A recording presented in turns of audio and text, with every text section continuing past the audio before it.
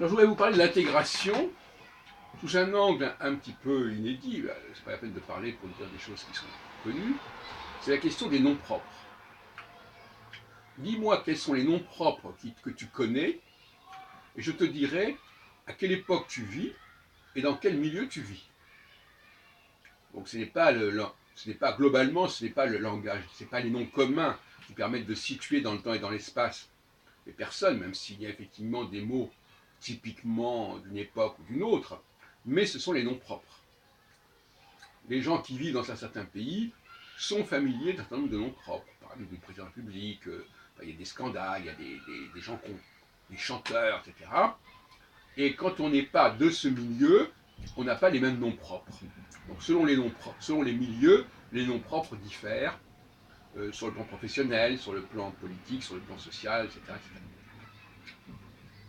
Donc s'intégrer, c'est déjà se familiariser avec des noms propres correspondant à une certaine époque, forcément, parce qu'on s'intègre dans une certaine époque, forcément, et à un certain milieu. Et il n'y a pas en France un seul milieu en France. Il y a des tas de milieux en France. Les gens qui fréquentent telle entreprise, ils ont quelques noms propres. Tel milieu professionnel, ils ont quelques noms propres qui ne sont pas les mêmes.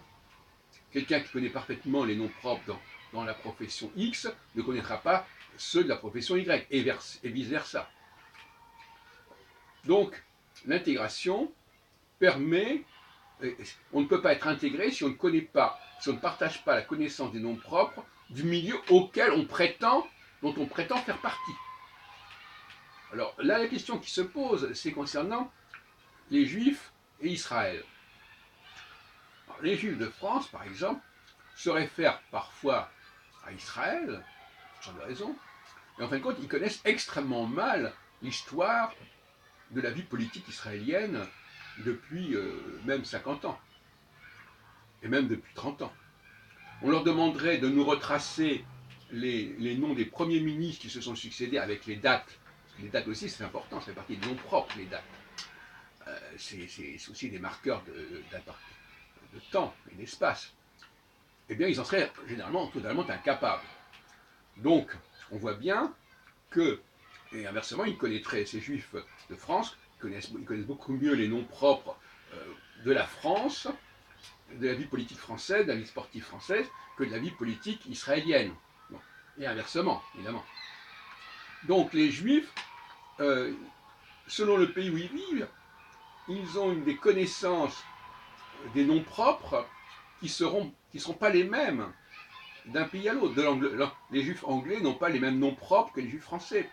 Les juifs français n'ont pas les noms propres que les juifs israéliens. Les juifs américains n'ont pas les mêmes noms propres, etc. Donc, les noms propres, c'est un clivage qui permet d'entrer dans le concret. Quels sont les noms que vous connaissez? Dites-nous les noms que vous connaissez, comment vous les situez, les noms propres. Ça peut être aussi la géographie, ça peut être aussi les dates importantes, qui sont marquantes, qui sont mémorables. Tout ça, c'est un facteur d'intégration et c'est un marqueur d'intégration et c'est un coefficient d'intégration.